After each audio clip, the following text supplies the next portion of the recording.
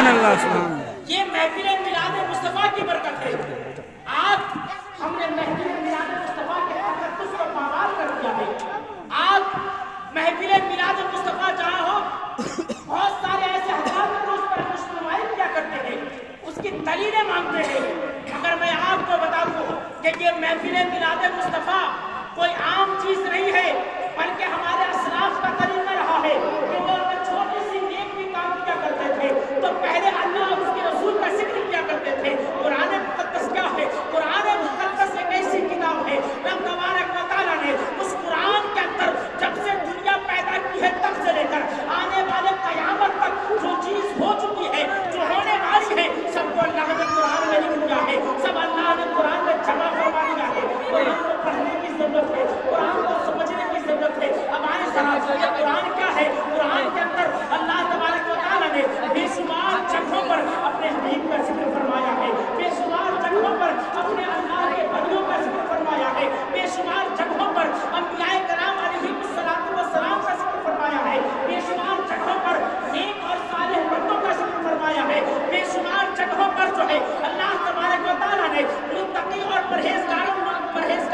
لوگوں کا ذکر قرآن میں فرمایا ہے۔ اب وجہ یہ ہے کہ قرآن کیا ہے؟ قرآن کی لینگویج عربی ہے، قرآن کی زبان عربی ہے۔ اگر قرآن کو سمجھنا ہے تو ہمیں اور آپ کو چاہیے کہ عربی گرامر سیکھنا ہوگا۔ قرآن کو سمجھنا ہے تو ہمیں اور آپ کو چاہیے کہ اس کی جو ہے قرآن مقدس کو سمجھنے کے لیے ہمیں عربی کو سیکھنا ہوگا، اس کو پڑھنا ہوگا، اس کی تمام تر چیزوں کو جاننا ہوگا، تب ہمیں جا کر قرآن سمجھ میں آئے گا۔ مگر ہم قرآن پڑھنا تو بہت کم ہے، اسے سمجھنا تو دور کی بات ہے، پڑھنا ہمیں بہت کم آتا ہے۔ مگر دنیا کی واحد کتاب جسے قرآن مقدس کہی جاتی ہے، مصطفیٰ کریم علیہ السلام کے دیوانوں، اللہ تبارک و تعالیٰ نے قرآن کو وہ مقام عطا فرمایا ہے کہ اگر جاہل آدمی جسے قرآن پڑھنا تو دور کی بات ہے، قرآن کا الف بے بھی نہیں جانتا، اگر وہ محبت سے قرآن کو دیکھے، محبت سے قرآن کو چومے، محبت سے قرآن کو سینے سے لگائے، مصطفیٰ کریم فرماتے ہیں کہ اللہ تبارک و تعالیٰ اسے پڑھنا نہیں آتا دور کی بات ہے، اس کے اس محبت پر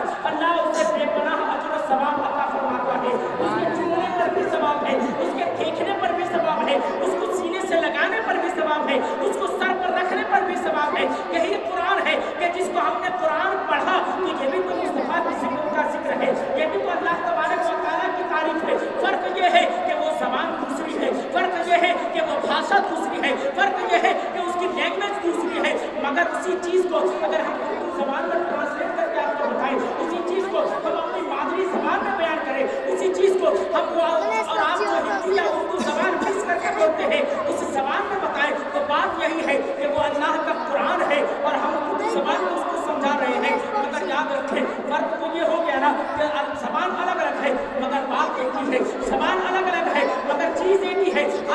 اگر کوئی یہ کہے کہ میلاد مصطفیٰ کریم علیہ السلام کی تقسیم جو ہے منانا ناجائز ہے، میں کہتا ہوں اسلاف کا طریقہ ہے، تاریخ اسلام کی ہسٹری اٹھا کر دیکھ لو، جتنے اسلاف گزرے ہیں، جتنے ائمہ گزرے ہیں، جتنے فقہا گزرے ہیں، جتنے نقبا گزرے ہیں، جتنے اصفیاء گزرے ہیں، جتنے اتقیاء گزرے ہیں، جتنے سلف صالحین گزرے ہیں، جتنے ائمہ مجتہدین گزرے ہیں، جب بھی وہ کوئی نیک کام کیا کرتے تھے پہلے قرآن مقدس کی تلاوت کیا کرتے تھے، پہلے اللہ کا ذکر کیا کرتے تھے، اس کے محبوب کا ذکر کیا کرتے تھے، انبیاء کرام کا ذکر کیا کرتے تھے۔ فرق یہ ہے کہ وہ قرآنی زبان میں کیا کرتے تھے، ہم اپنی مادری زبان میں کر رہے ہیں، ہم اپنی جو ہے وہ مادری زبان میں آپ تک پہنچا رہے ہیں۔ یہ جو ہے محفل میلاد مصطفیٰ ہے اور محفل میلاد مصطفیٰ کی جو ہے بے پناہ برکتیں ہیں، اور اس کے دلائل پر بات نہیں کرنے آیا میں، بس بتانے کا مقصد یہ تھا کہ جو ہے ہم اور آپ جب محفل میلاد مصطفیٰ میں بیٹھے تو اس کے ادب کو سمجھے، اس کے مقام کو سمجھے، اس کو تماشا نہ بنائے،